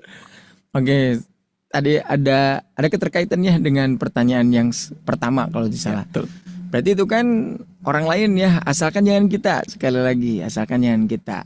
Nah, bagaimana kita sikap kita? Nah, selama ucapannya itu benar gitu. Demikian pula orang itu ada berhak pada kita untuk menyuruh gitu ya, misalkan seperti atasan kepada bawahan, maka itu harus dilaksanakan. Gitu. Oke. Nah, bagaimana apakah tidak dikasih tahu tidak? Nah, kalau misalkan ada tenaga, ada waktu, silakan untuk dikasih tahu gitu. Kasih tahu bagaimana? Bisa secara langsung itu maksudnya ke orangnya langsung, atau misalkan ada wasilah kepada yang lain, misalkan ada orang yang lebih didengar gitu daripada kita. Nah, sampaikan kepada orang yang ini, yang mungkin orang ini bisa didengar oleh orang yang tadi berbuat seperti itu. Itu hanya sekedar wasilah. Selain daripada itu, berdoa saja. Karena kan ada hadisnya, siapa yang melihat kemunkaran, itu kan kemunkaran kan? Jadi ada orang ngomong saja tapi tidak mengamalkan, itu kan kemunkaran. Tidak boleh didiemin. Nah, maka ini mesti dirubah dengan 3, yaitu dengan lisan, silakan untuk memberitahu, yaitu dengan tangan, maksudnya tadi silakan untuk mencari orang yang bisa didengar gitu. Ternyata tidak ada, silakan untuk berdoa, ya Allah, mudah-mudahan orang ini disadarkan, diberi petunjuk, boleh, silakan. Masya Allah, alhamdulillah. Oke, baik, ini juga sama kaitannya dengan sambungan ya. Nggak apa-apa, ini dikarenakan sedikit ya. Bagaimana untuk menyikapi lagi nih ya pada orang yang diingatkan kebaikan dan dia tidak mau diingatkan. Mungkin entah perasaan atau gimana ya. Oke, bisa pakai. Nah ini ya Bapak Ibu sekalian, Allah Subhanahu wa Ta'ala itu Maha Adil. Tugas kita adalah memberitahu, mengingatkan. Jadi jangan ada keinginan yang lebih gitu. Maksudnya apa keinginan yang lebih teh? Jadi manusia itu inginnya kalau memberitahu itu ingin cepat-cepat langsung didengar. Itu tuh yang biasanya yang membuat kita galau gitu. Sementara seseorang itu menerima apa yang kita ingatkan, itu merupakan hidayah, nikmat dari Allah. Tugas kita memberitahu. Jangankan kita, Bapak Ibu, setingkat Nabi saja tidak bisa merubah iman pamannya, yaitu Abu Thalib. Demikian pula Nabi Nuh tidak bisa menyadarkan, merubah istrinya, anaknya. Tapi berdakwah terus, mengingatkan terus. Hanya tadi tugas kita adalah hanya sekedar mengingatkan. Kalau ada keinginan ingin rubah, itu manusiawi, tapi jangan ala-ajalah tuh. Ala-ajalah itu ingin cepat-cepat. Nah, itu yang menjadi permasalahan gitu. Sudah saja tugas kita melaksanakan apa yang diperintahkan oleh Allah, yaitu memberitahu, mengingatkan. Setelah itu terserah Allah Subhanahu wa Ta'ala. Gitu. Oke, Masya Allah, alhamdulillah. Syukur, alhamdulillah. Ini banyak sekali yang kaitannya dengan menyikapi, Ustaz ya. Mudah-mudahan tadi jawabannya sudah terwakilkan ya. Baik, sekarang kita akan berikan kesempatan kepada ayah bunda yang ingin bertanya melalui via suara. Saya akan coba cari bapak-bapak. Ini nih, Bapak Ahda. Masya Allah. Silakan Bapak Ahda. Silahkan Pak Ahda. Raisen ya Pak Ahda atau tidak? Ini gimana? Oh, enggak raisen ya? Mau bertanya Pak Ahda atau tidak? Enggak raisen ya? Apaan ya? Kita cari bapak-bapaknya boleh? Oke. Bapak ada yang mau bertanya? Kak Fatir ya? Monggo Kak Fatir. Ada story kolom komentar. Yang mana? Yang mana? Kak Fatir. Baik, Soalnya sama-sama banyak Ibu. ini. Banyak sekali.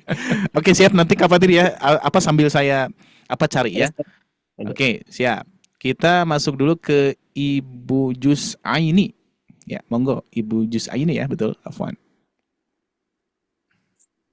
Boleh di-on-kan Ya, mikrofonnya, makasih Bu. Pak Ustadz. Ya, silakan. Baik, Bu Jus Aini. Ya, Gimana, Bu? Assalamualaikum warahmatullahi wabarakatuh. Waalaikumsalam. Saya sering dengar dan baca di media Pak Ustadz ya, tentang sunat ibadah-ibadah sunat ya. Baik, Ibu. Katakan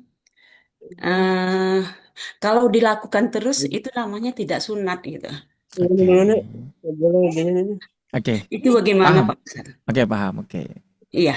Udah gitu Bu Jusaini ya? Iya. Oke. Baik.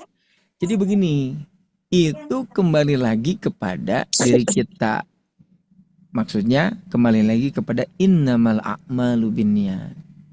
Yang tidak boleh itu menyatakan yang sunat itu menjadi wajib. Tapi tidak menjadikan bahwa yang sunat itu tidak boleh dilakukan terus-terusan. Begitu. Nah, seperti halnya sholat qobla subuh, Bu. Sholat qobla subuh ya? Kan sholat qobla subuh kan oleh Nabi itu terus dilaksanakan. Nabi itu tidak pernah meninggalkan qobla subuh dalam keadaan safar atau mukim. Gitu kan? Iya. Nah, apakah hukumnya menjadi rubah menjadi wajib? Tidak. Begitu. Jadi itu dikembalikan lagi kepada niat. Jadi pernyataan seseorang gitu. Yang sunat maka berlakukan sunat. Yang wajib maka berlakukan wajib. Begitu.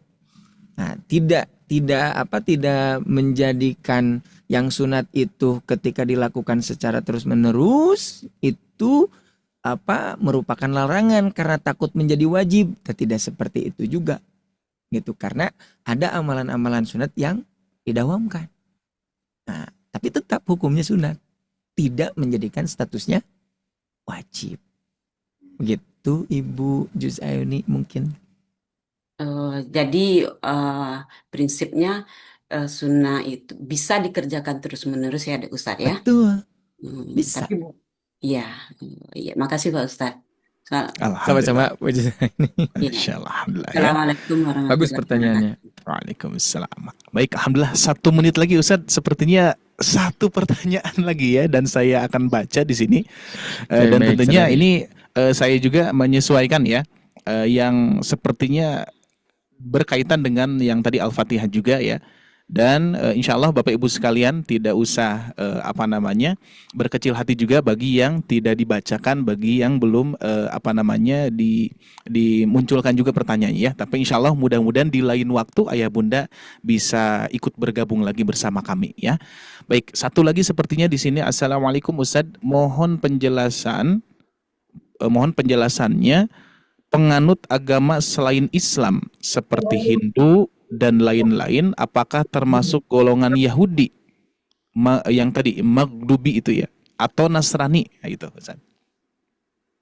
Oke. Baik. Jadi Bapak Ibu sekalian, Yahudi disebut Yahudi itu adalah orang-orang yang mengikuti Nabi Nabi Musa. Begitu. Demikian pula orang-orang yang mengikuti Nabi Isa itu disebutnya Nasrani. Oke. Pada zamannya mereka adalah orang-orang yang beriman kepada Nabi Musa. Artinya orang tersebut ya, jika mengalami Nabi pada saat itu demikian pula beriman, maka orang Yahudi tersebut masuk Islam. Oke. Demikian pula orang Nasrani beriman kepada Nabi Isa karena pada nabinya. Begitu. Nah, maka orang Nasrani itu juga sama. dikategorikan orang yang beriman. Iman kepada Allah, iman kepada Rasulnya. Makanya setiap para nabi itu disebutnya Rasulullah, utusan Allah. Rasulullah Adam, Rasulullah Nuh, Rasulullah, dan seterusnya. Nah, sekarang bagaimana kalau misalkan ada orang Yahudi gitu ya, demikian pula orang yang Nasrani, teralami tuh masa Nabi Muhammad. Maka mereka itu harus beriman kepada Nabi terakhir. Apabila tidak beriman, nih bagi orang-orang yang mengalami nih masa Nabi Muhammad tidak beriman, padahal dia beriman pada zaman nabinya.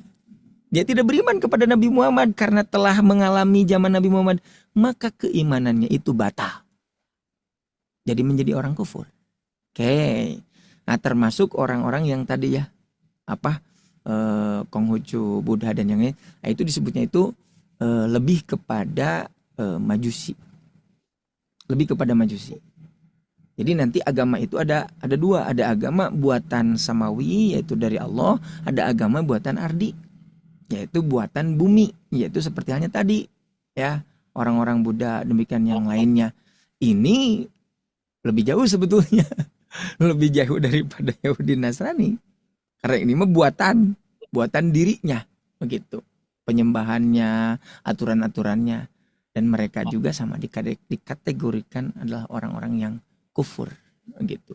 Selama mereka tidak beriman kepada Allah dan Rasulnya, yaitu sekarang Nabi Muhammad SAW, maka dikategorikan orang-orang yang kufur. Dan mereka akan kekal di neraka. Tapi masih ada kesempatan selama masih hidup. Begitu.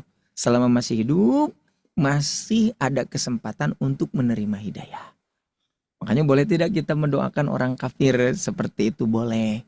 Tapi mendoakannya hanya satu, yaitu semoga mereka mendapatkan hidayah. Itu mungkin. Ya, baik, syukuran. Alhamdulillah. Saya sempat lupa Ustaz, ini Kak Fatir tadi ya. Boleh Boleh. sekalian penutup ya Ustaz? Boleh. Ya. Ini Kak Fatir tadi. Assalamualaikum Ustaz, izin bertanya kenapa orang yang diberi nikmat tapi kena istidraj? Oke. Nah, gimana cara biar enggak kena istidraj kepada kita? Bagaimana Baik. caranya? Masya Allah. Nah, ini bagus juga pertanyaannya ya. Jadi seharusnya kenikmatan yang kita rasakan itu bertambah taat kepada Allah Subhanahu wa taala. Jadi cara membedakannya begitu. Nikmat dan istidraj. Apabila Allah memberikan nikmat kepada kita dan kita bertambah taat kepada Allah dan kita bertambah takut kepada Allah, berarti itu nikmat yang benar. Sementara ketika Allah Subhanahu wa taala memberi nikmat kepada kita, malah kita lebih jauh dari Allah Subhanahu wa taala, tapi kenikmatan terus didapat gitu. Harta diberi kesehatan, malahan mah handphone ganti gitu kan, motor ganti, tapi orang tersebut bertambah jauh kepada Allah, bertambah jauh dari Allah Subhanahu wa taala. Maka itulah yang disebut dengan istidraj. Nah, kondisi yang seperti ini adalah kondisi yang paling parah. Yang paling parah. Yang sesuatu yang merupakan nikmat adalah ketika dia itu melakukan kesalahan lalu mereka tahu itu kesalahan, itu ada peluang untuk bertaubat. Yang repot itu adalah dia melakukan kesalahan tapi tidak tahu salah, malahan dia mengakui itu adalah kebenaran. Nah, itu yang berat. Itu yang disebut dengan istidraj. Makanya Bapak Ibu bisa diperhatikan kepada diri kita masing-masing. Apakah ini istidraj atau bukan? Cek saja. Apakah nikmat yang Allah berikan kepada kita? Kita bertambah taat kepada Allah atau bertambah jauh dari Allah? Itu saja mungkin. Ya, Masya Allah, Alhamdulillah. Cukup ya Kak Fatri ya. Masya Allah, ini Alhamdulillah sangat menggugah semangat kita, spirit kita untuk senantiasa beramal ya. Apalagi mengamalkan tadi materi yang kita bahas adalah di Quran Surah Al-Fatihah ya. Dan tentunya kepada ayah bunda juga mohon izin bagi yang belum bisa bertanya ya, insya Allah mudah-mudahan di lain waktu ada rezekinya bisa bertanya kembali ya. Dan Alhamdulillah luar biasa saya ini dikarenakan Ustadz Ami ini pertemuan terakhir nih ayah bunda ya di Ramadan tahun ini ya, dikarenakan nggak ada jadwal lagi ya. Jadi insya Allah mohon doanya juga, mudah-mudahan kita bisa berlanjut ya untuk tadaburnya. Nah coba kita akan testing dulu kira-kira manfaat tidak ayah bunda kalau misalkan ada program tadabur gini ya. Kalau misalkan ayah bunda mau coba klik mau dulu, ini buat ini aja ya, buat mengetahui kira-kira gimana nih ya kalau misalkan ada program seperti ini ya. Dan ini memang luar biasa, kita juga butuh ya. Tuh, Sanami lihat. Ya. Masya Allah ya. Insya Allah, insya Allah. Insya Allah ya, mudah-mudahan. Nanti dilihat waktunya. Nah gitu. Kak. Ditunggu. Lihat, Ustaz Ami boleh lihat kolom komentarnya tuh, Ustaz. Oh, Masya Allah. Masya Allah ya. Alhamdulillah, berarti luar biasa ya. Dan harapan kami seperti itu. Mudah-mudahan Sobat Ngaji ini menjadi wadah juga untuk kebermanfaatan umat, kebermanfaatan ayah bunda yang senantiasa setia bersama kami di program Sobat Ngaji. Tidak hanya nanti di program tidak hanya program Ramadan saja ya. Insya Allah di program-program selanjutnya pun juga kita akan tetap menyelenggarakan. Bahkan saya pun juga banyak ide-ide yang insya Allah mudah-mudahan lebih bisa memantapkan kembali, tidak hanya dari kualitas kualitas sobat ngajinya, tapi kualitas keilmuannya pun juga mudah-mudahan manfaatnya lebih ya istilahnya lebih jos lagi insya Allah ya, biar kita lebih sakinah ya dalam menjalani kehidupan ini dan sesuai tujuan kita. Bukan hanya tujuan kita yang paling utama adalah bagaimana kita bisa masuk ke surganya Allah Subhanahu wa taala, seperti itu ya. Baik, seperti itu ayah bunda sekalian untuk pertemuan pada pagi hari ini, dan luar biasa sangat antusias sekali ya di program Ramadan. Dan alhamdulillah sepertinya tahun ini baru tahun ini kita membuka program Ramadan ini ada tadaburnya. Di tahun-tahun yang sebelumnya belum ada, dikarenakan ya kita kurangnya ilmu gitu ya. Kurangnya ilmu, dan saya belum diskusi bersama Ustadz Ami waktu lalu ya. Dan alhamdulillah Allah mentakdirkan, mungkin mudah-mudahan ini menjadi gambaran untuk Sobat Ngaji Kalau nggak juga. bisa di sini bisa tuh, Nin. Oke, boleh di-mute-kan dulu ya. Mudah-mudahan insyaallah Sobat Ngaji ini bisa melanjutkan ya pelajarannya, tidak hanya bab membaca saja. Harapannya ayah bunda pun juga apa yang dibaca bisa paham, bisa diamalkan, bahkan diajarkan. Nah itu ya, itu cita-cita bersama ya. Mudah-mudahan usia kita bisa sampai kepada tahap itu. Meskipun ya ada beberapa guru menyampaikan bahwa usia mempelajari Al-Quran lebih dari usia manusia ya. Jadi tidak ada ujung-ujungnya ya. Semakin memperdalam ya, betul ya. Semakin memperdalam semakin dalam juga ya ilmu-ilmu kita. Baik, itu saja Bapak Ibu sekalian, terima kasih atas kebersamaannya, dan saya juga ucapkan terima kasih kepada Ustadz Ami. Kita ucapkan jazakumullahu khairan katsiran. Mudah-mudahan kita doakan Ustadz Ami sehat, doakan mudah-mudahan ilmunya bermanfaat dan ilmunya semakin nambah lagi dan semakin bermanfaat lagi untuk umat. Dan insya Allah mudah-mudahan kita semua termasuk yang Allah rahmati, yang Allah ridhoi, dan juga mudah-mudahan Allah berikan pemahaman kepada kita apa yang disampaikan pada pagi hari ini, meskipun tidak 100%, minimal kita ada rasa sadar ya. Mungkin saya pun juga terasa terenyuh banget ya apa yang kita praktekkan secara bacaan Al-Fatihah, tapi tadaburnya kita baru mengenal saat ini, barangkali seperti itu. Maka dari itu insya Allah mudah-mudahan ini berlanjut ya. Baik, terima kasih ayah bunda sekalian, dan terima kasih kepada Ustadz Ami untuk kehadirannya. Insya Allah next di lain waktu mudah-mudahan kita bisa bersama-sama lagi dan juga mengkaji, mentadaburi, dan bisa kita mendapatkan ilmu-ilmu yang tentunya harapannya kita bisa mengamalkan ya. Tujuannya tetap ya, kita niatkan belajar kita untuk meraih pahala dan ridho Allah Subhanahu wa taala. Itu saja dulu ayah bunda ya. Maka dari itu kenapa Sobat Ngaji membuat visi misi, salah satu di antaranya mengistiqomahkan Indonesia dengan Al-Qur'an. Minimal istiqomahnya yang harus kencang ya. Karena dengan istiqomah ilmu pun akan senantiasa sedikit demi sedikit kita dapatkan. Itu barangkali Bapak Ibu sekalian, saya Ari Abdullah tentunya undur pamit pada pagi hari ini. Insya Allah kajian masih ada ya di tahfidz maqamat di siang hari dan juga di sore hari di tahsin. Ya, masih belum beres karena kita tuntaskan sampai 20 Ramadan. Itu aja barangkali yang bisa saya sampaikan. Terima kasih atas kebersamaannya. Sekali lagi saya Ari Abdullah undur pamit. Mohon maaf atas segala kekurangannya. Aqulu qouli hada wa astagfirullah li wa lakum. Wassalamualaikum warahmatullahi wabarakatuh. Afwan. Waalaikumsalam warahmatullahi wabarakatuh. Makasih semuanya. Pak Bu. Sama-sama Ibu. Sehat selalu. Amin, amin.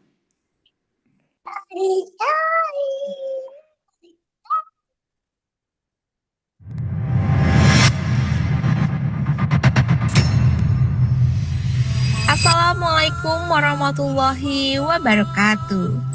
Bapak Ibu yang Allah muliakan, bagaimana nih kabarnya? Semoga senantiasa selalu diberikan kesehatan, diberikan keberkahan, serta dimudahkan setiap amal kebaikannya. Gimana nih Bapak Ibu semua untuk program Ramadan yang sedang berjalan? Menarik dan penuh manfaat ya. Ramadan adalah bulan terbaik untuk memperbanyak amal, dan pada kesempatan yang penuh dengan keberkahan ini, kami mengajak Bapak Ibu semua untuk beramal jariah yang insya Allah pahalanya akan terus mengalir, yaitu dengan memberikan support terbaik untuk program Ramadan bertajwid online yang diselenggarakan oleh tim Sobat Ngaji. Setiap support yang Bapak Ibu berikan akan kami bantu salurkan untuk menjadi penyemangat bagi para guru Al-Quran, pengembangan fasilitas, dan mendukung keberlangsungan program pembelajaran Sobat Ngaji. Bapak Ibu dapat menyalurkan support Ramadan ini melalui rekening yang telah kami sediakan di bawah ini. Berapapun support yang Bapak Ibu berikan, insya Allah bernilai besar di sisi Allah Subhanahu wa Ta'ala, terlebih di bulan yang penuh kemuliaan ini. Jazakumullahu khairan kasiran. Semoga Allah menerima amal ibadah kita dan menjadikannya pemberat timbangan kebaikan kita di akhirat kelak. Sekian yang dapat kami bantu sampaikan. Saya Sipa